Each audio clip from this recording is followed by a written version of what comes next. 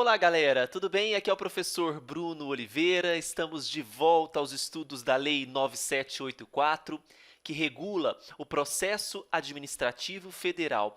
E hoje nós continuaremos nossos estudos partindo do artigo 11 ao artigo de número 17.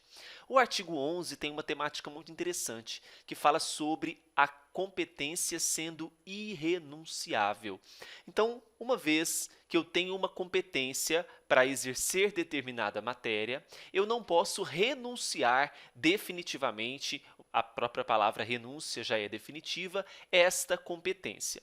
O que será possível que nós vamos trabalhar adiante é sobre a possibilidade de delegação e avocação.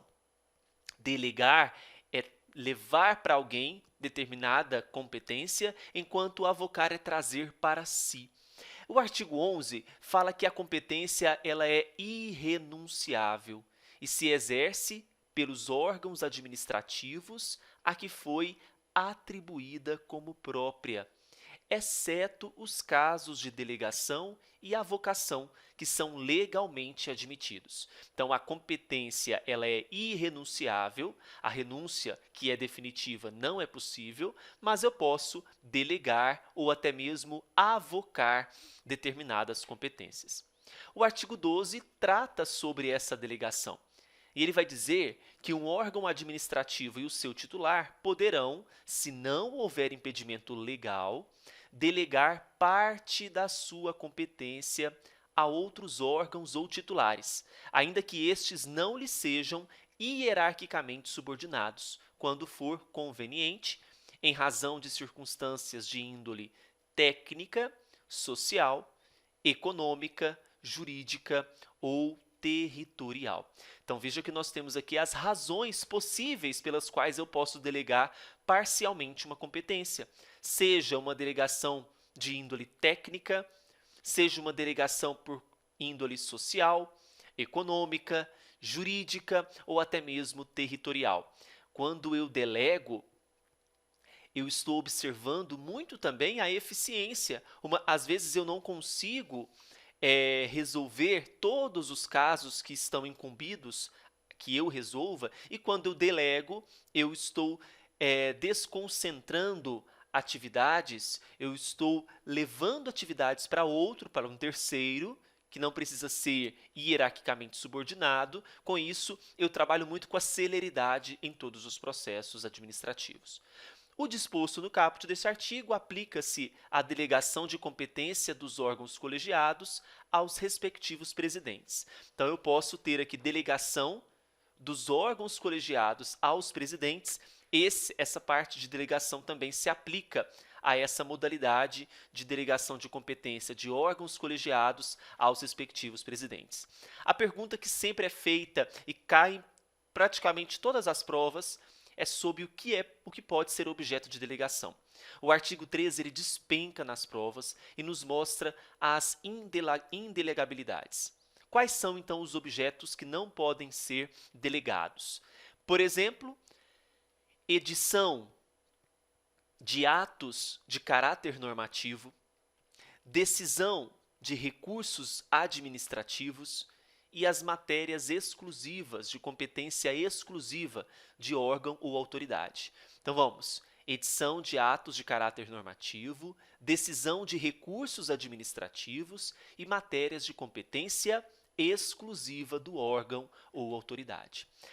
O artigo 14, ele informa para a gente, claro que nós não vimos ainda, vamos estudar a avocação, mas é importante que nós saibamos o seguinte: o ato de delegação e sua revogação, até porque vai ser temporária a delegação, ela não pode ser definitiva, até porque a renúncia ela é vedada, não é? O ato de delegação e sua revogação deverão ser publicados no meio oficial. O ato de delegação deverá especificar as matérias e os poderes transferidos, os limites da atuação do delegado, a duração e os objetivos da delegação e o recurso cabível, podendo conter ressalva de exercício da atribuição delegada. O ato de delegação é revogável a qualquer tempo pela autoridade delegante. Então, isso é importante também sabermos. o ato de delegação não é definitivo, ele é temporário. E uma vez delegado, eu posso revogar aquele ato a qualquer tempo. Parágrafo 3º prevê que as decisões adotadas por delegação devem mencionar explicitamente esta qualidade e considerar-se-ão editadas pelo delegado. Ok? Bom, vamos lá falar agora sobre avocação. Bom, enquanto na delegação eu levo uma competência para alguém, para um órgão ou para uma pessoa, na avocação eu trago uma competência para mim. Então, olha só no artigo 15. Será permitida, em caráter excepcional e por motivos relevantes devidamente justificados, a avocação temporária de competência atribuída a órgão hierarquicamente inferior. Então, a avocação, que é trazer para si uma determinada competência, e eu tenho um conceito bem interessante de avocação que eu quero fazer para vocês a leitura. Então, olha só, nós estamos falando do artigo 15, não é? Olha só a avocação, o conceito que nós temos. É o ato oposto à delegação. Se nesta, alguém transfere para outra pessoa uma competência, portanto, na delegação, na avocação, alguém traz para si, de maneira transitória, a competência que originalmente era de outra pessoa. Por motivos óbvios, a delegação é, na prática, muito mais comum que a avocação. Podemos fazer um paralelo entre as duas figuras. A avocação difere da delegação porque, nesta, tanto o delegante quanto o delegado respondem pelo ato, enquanto que na avocação a responsabilidade é só de quem avocou. Por outro lado, a avocação, ao contrário da delegação, exige que o avocado seja hierarquicamente subordinado ao avocante. Então, nós vamos trazer um quadrinho que vai resumir isso, que é muito interessante. Olha só. Quanto à delegação e à avocação, as diferenças. Motivação, para os dois é obrigatório, tem que motivar tanto a delegação e a avocação. Na publicação, obrigatória para ambos. Revogável a qualquer tempo? Sim, para ambos. Transitória ou permanente? As duas são transitórias, não existe definitividade nisso. Responsabilidade. Na delegação, a responsabilidade é do delegado e do delegante. Na avocação, é só do avocante. Exige subordinação hierárquica? Na delegação, não exige. Na avocação, exige. Esse quadro é fundamental para a sua prova. Eu retirei desse livrinho aqui, que é muito bacana, pessoal. Não é propaganda, não estou recebendo para isso, mas é muito bacana. Chama Processo Administrativo, do João Trindade Cavalcante Filho, da editora Juspod. Excelente. Tem questões, comenta todos os artigos, tá? Artigo 16. Os órgãos e entidades administrativas divulgarão publicamente os locais das respectivas sedes e, quando conveniente, a unidade fundacional competente em matéria de interesse especial. Então, se tiver uma matéria de interesse especial, os órgãos e entidades administrativas vão divulgar publicamente os locais das respectivas sedes. Tá? E o artigo 17, para fecharmos, inexistindo competência legal específica, o processo administrativo deverá ser iniciado perante a autoridade de menor grau hierárquico para decidir.